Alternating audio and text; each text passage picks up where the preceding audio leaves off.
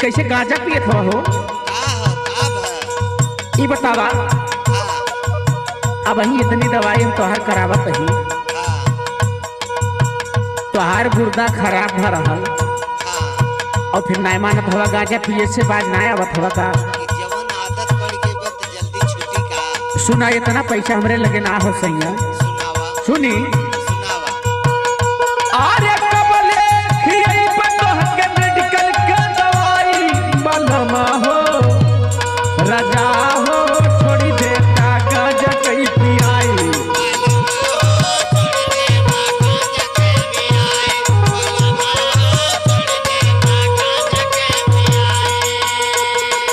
कबले खियाई पतोह के मेडिकल के दवाई बलमा हो सजना हो छोड़ी देता गांजा कई पियाई।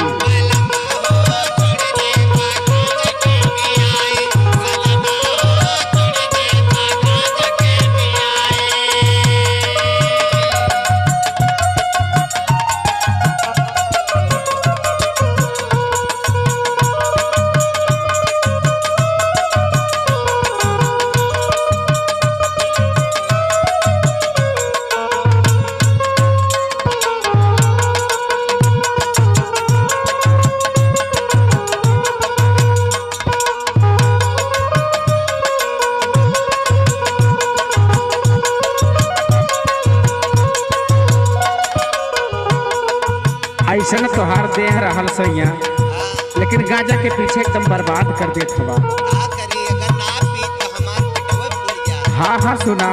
सुनावा। अरे दहिया गवाई देवला पी के खाली गांजा।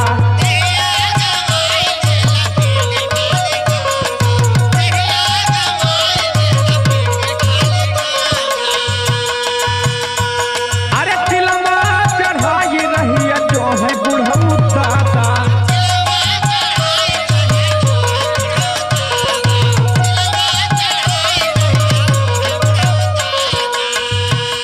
है जौन तोहार बाबू हैं ये नहीं तो का सिखाए दे ले बारे। अरे दहिया गवाई देवला पी के खाली गांजा, चिलमा चढ़ाई रहिया जो है बुढ़ऊ दादा। अरे कितना पियाई दूधवा दहिया ना मोटाई बलमा हो सजना हो छोड़ी देता गांजा कई पियाई।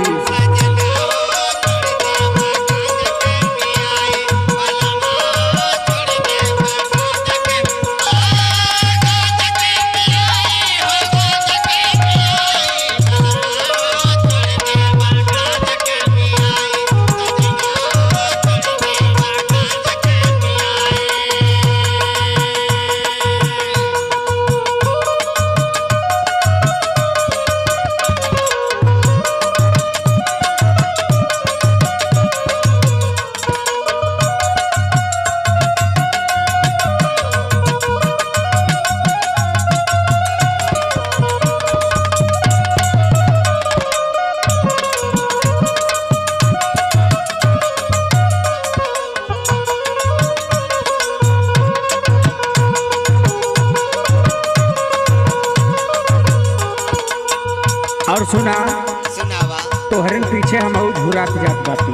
बहुत अब कम कह देते हैं। सुना सुनावा। अरे हमारी जवनिया के तोहके ना खिजाल बा।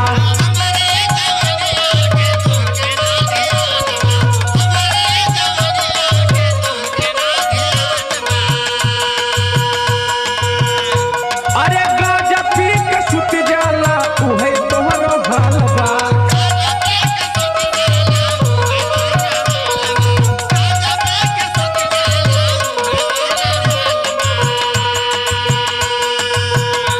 अरे लगी गई है मुर्चा, अहारे लगी गई है मुर्चा ठाकुर तब के छोड़ाई बलमा हो सजना हो बलमा हो